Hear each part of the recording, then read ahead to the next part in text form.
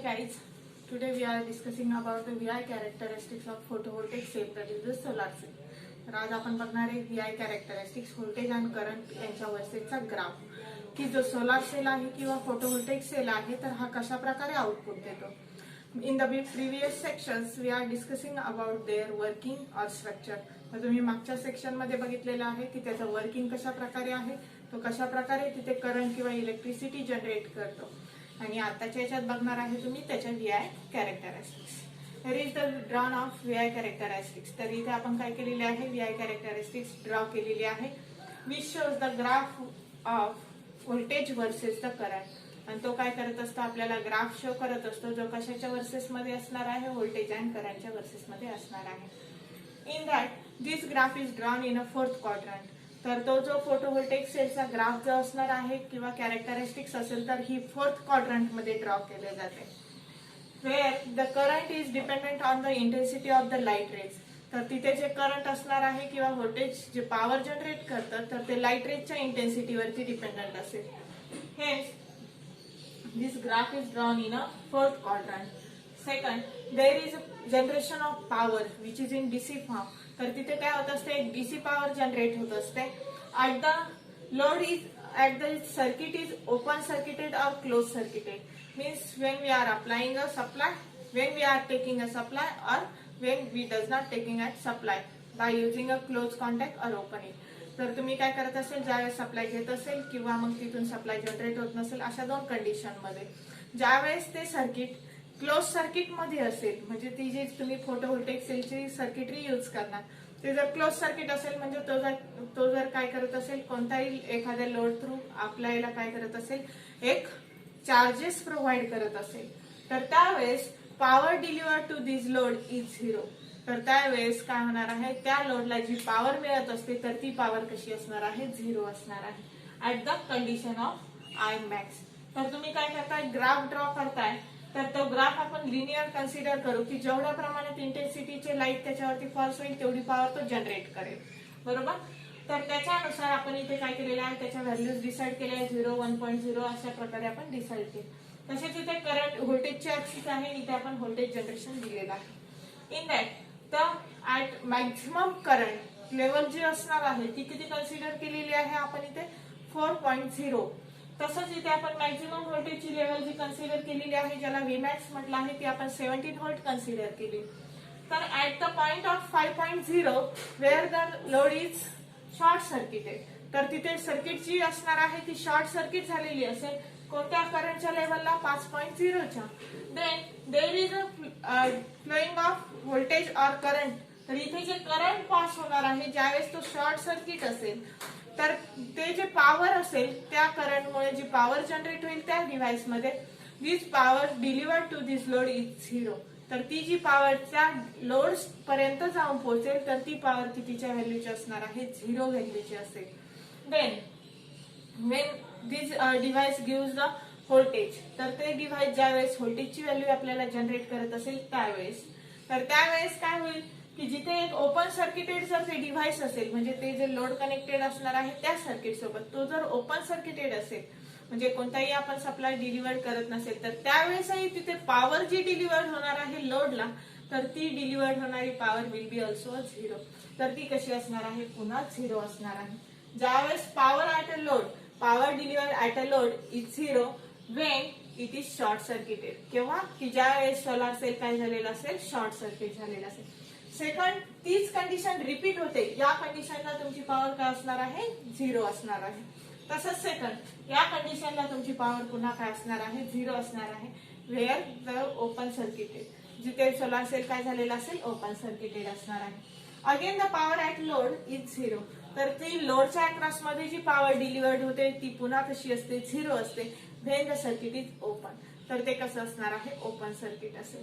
Next जो point असेल तर तो म्हणजे कोणता, की ज्याच्यामध्ये जे करंट जे आहे तर ते करंट करस्पॉन्डिंग येतं किंवा करस्पॉन्डिंग असणार आहे with respect to the ISC, म्हणजे शॉर्ट सर्किट करंटला. जे तुमची आयची जी करंटची जी व्हॅल्यू मिळते at the maximum level, that is the short circuit current. आपण त्या मॅक्झिमम करंटला काय म्हणणार, short circuit current. This I current at the I axis which is corresponds to the ISC. त्या ISC ला कसं असतं करस्पॉन्डिंग असतं म्हणजे त्या व्हॅल्यू मध्ये त्याला चेंजेस करतो सेम याच्यामध्ये. तसंच ऍट द V axis कोणती ऍक्सिस आपण कन्सिडर केलेली आहे व्होल्टेजची axis which is corresponding to the open circuit voltage. तर ती ओपन सर्किट व्होल्टेजला कशी असणार आहे करस्पॉन्डिंग असणार आहे. Then where the we are taking a power across the load. आपण त्या लोडला काय करतोय एक पॉवर देतोय तर ती केव्हा घेणार when this current or voltage which is at a maximum level. तर ते दोन्ही जर मॅक्झिमम लेवलला असेल at a same point then we are taking a power that is DC power. तर त्यावेळेस त्या लोडला आपण काय करत असतो एक डीसी पॉवर देत असतो. मग ते जे व्होल्टेजची तुमची व्हॅल्यू आहे की जिथे ती मॅक्झिमम व्हॅल्यू देते तशीच करंटची तुम्हाला मॅक्झिमम व्हॅल्यू मिळते आणि तो जो पॉइंट आहे तर तिथे आपल्याला एक मॅक्झिमम पॉवर मिळते आणि ती पॉवर कोणती असणार maximum DC power.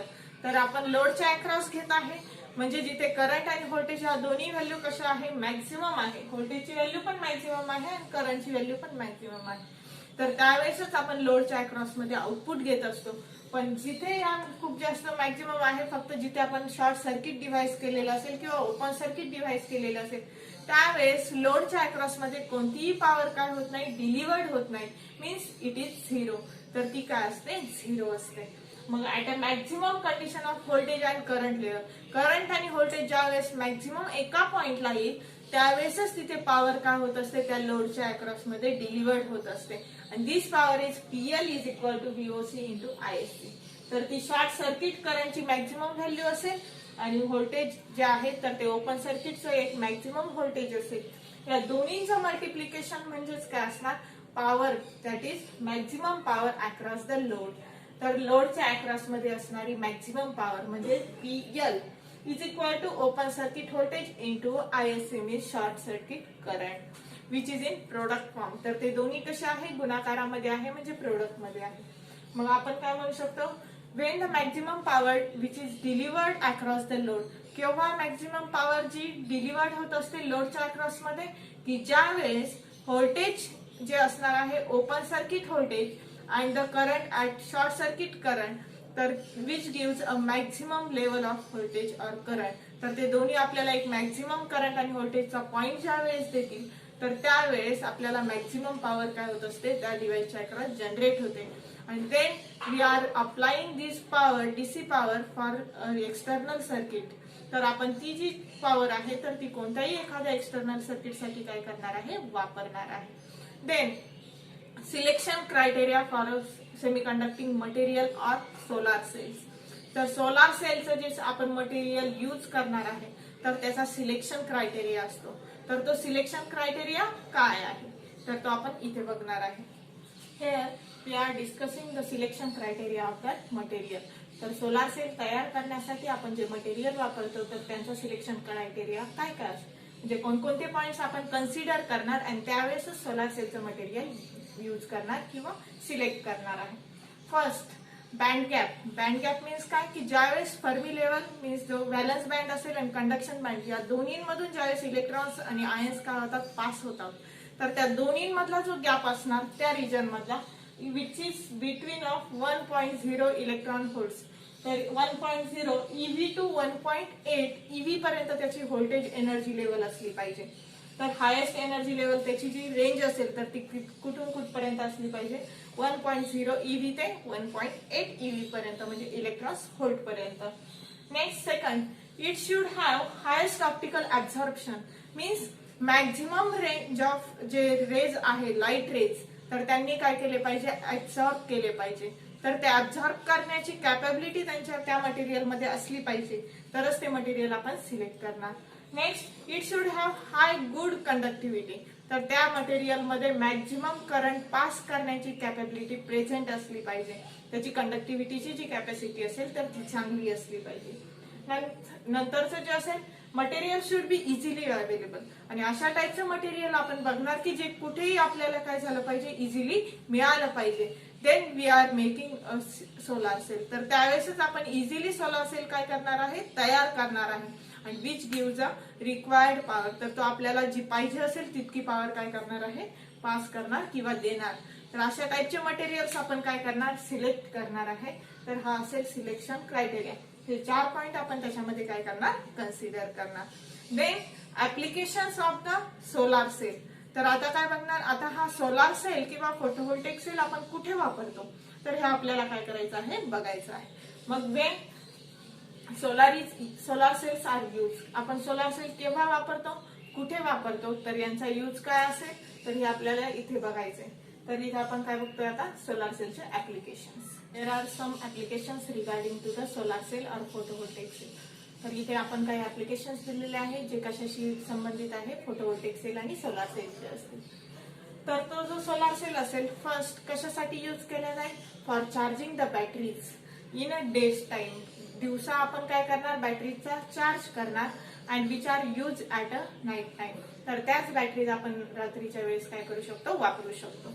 Next, use at a remote place. Remote places वरती आपण त्याचा वापर करतो, जसं सॅटेलाइट कंट्रोल असतील किंवा मग स्पेस स्टेशन्स असतील, की त्यांना आपण सप्लाय प्रोव्हाइड करण्यासाठी किंवा त्यांचा सप्लाय पासून जे सिग्नल्स आपल्यापर्यंत येतात, तर ते इलेक्ट्रिक फील्ड वरती ऑपरेट होत नसतात, तर तिथे ते सोलार लाईट रे कन्व्हर्ट करून इलेक्ट्रिक वरती ऑपरेट होतात.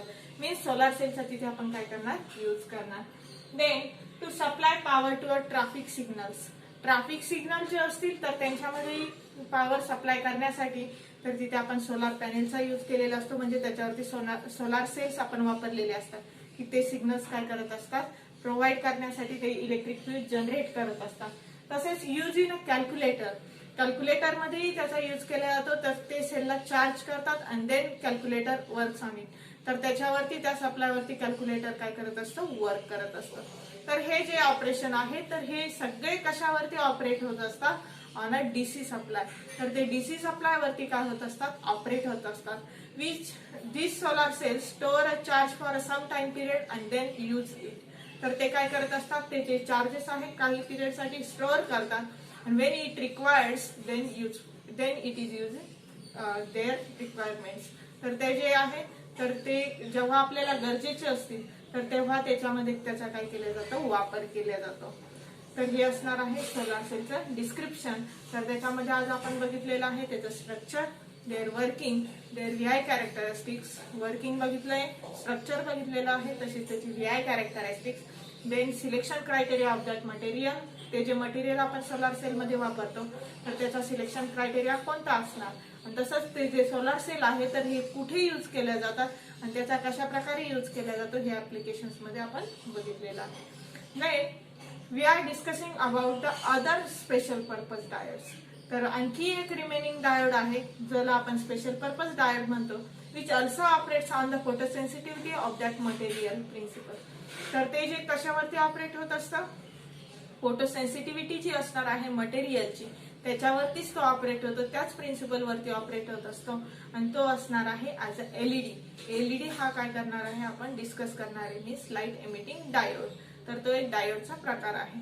तर this diode we are discussing next section. तो एलईडी आपण काय करणार, नेक्स्ट सेक्शन मध्ये बघणार आहे.